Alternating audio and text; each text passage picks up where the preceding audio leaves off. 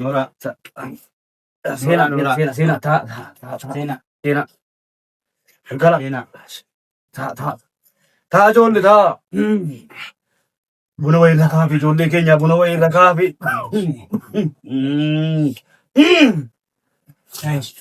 Wanti ittiin of hin teenneetu. Ne jirraa bakka. Dhimma isaanii irraa fuudhaa fi. Qorichi isaanii ganna naa laatanii. Ergii sana qabeenyaan googgan gadi na jala adeeme. Ani ol si adeeme inaaf kennanii qabeenyaan koo gadi adeeme bakka.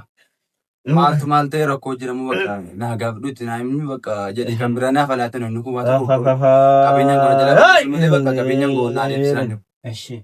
Abbaa keenya abbaa. Sheek qorichi dhengeddaa naa kennitanii qabeenya koo sana na jalaa gaduma deemsaara jedhaaranii. Biraa naaf alaatamuudha. Qabeenya isaaniitu gara deeme. Gabee irraa kaffaluu diddanii. Birrii irraa gashuu diddanii sanuu isiitti galini sanarraa gashuu diddannaa jedhini. Birrii sana irraa kanaaf fuune. Anooti waan mana koo keessa lubbuu kan goomne waan mana koo keessa jiru hunda yaasi fidee qabeenyaan keessiif dabalana waan mana koo keessa gadda gugee fide. Waan nyaadhee bulu jedha beera isaan bakka qorichi namaaf kennani jennaan kun amma waa tokko bakka amma ofii isa gubuu munaara bakka qorichi isaanii jalaa balleesse malnaan daballe. Inda bal'aan amma ka gootan irraa kurnu irraa gashaati birrii irraa gashaati. Qabeenya keessan guutummaan akkuma keenyatti isinitti kenne miti. Maali kan ollaan dhagee ofirraa kaafitee waan isiniif akka kennamu dabalaa isiniin jedhaaranii. Waan maaddii meerre warri kaa warra maaddii meerre maaddiin. Waan maaddii fidaas kaa. Waan maaddii. Fidanii. As kaa. As kaa. Isaanii warri kunoo maaliif dhufani? Isin maaliif dhufani?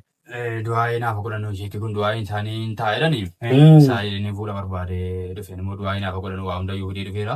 Du'aayi barbaadan. Du'aayi barbaadeedhaan. Akka gootanii. Isaan fuuladee.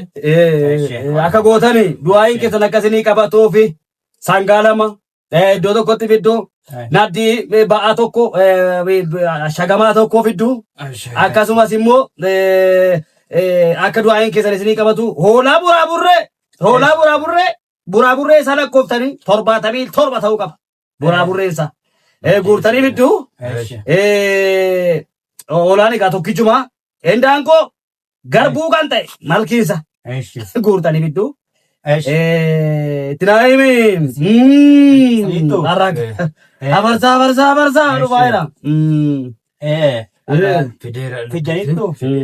Eenyu maqaan intala keessaa eenyu? Xaaliin jedhaman tala Samiiraa jedhamte.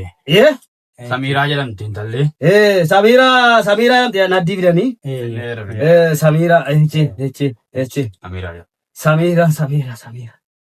Samiiraa jedhamti.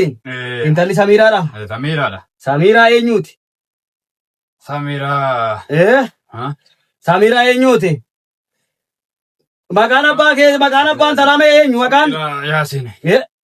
Samiiraa abbaa firaa jedhamte. Samiiraa abbaa firaa jedhamteedha. Maal jette? Samiiraa abbaa firaa. Intaluma kootimu. Keessanii daadhallee.